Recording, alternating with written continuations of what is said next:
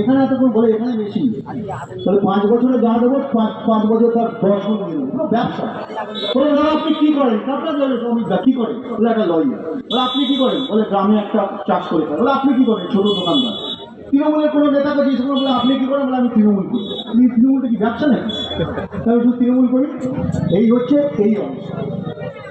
এর বিরুদ্ধে এই খাওয়া কি এই লড়াই সংগ্রামে লাভ করি। আর বিজেপির কথা যত কম বলা যায় ততই ভালো। ও জানেই না ওরা কি করছে, ওদের অবস্থা এত খারাপ, মানে চতুর্মুখে ওটা কার বিজেপি বোঝা যায় না। ওরা সুকান্ত বিজেপি, না দিলীপ বাবুর বিজেপি, না শুভেন্দু বাবুর বিজেপি, না রাহুল সিনহার বিজেপি, আমরা মাঝে মাঝে বুঝতেই পারি না।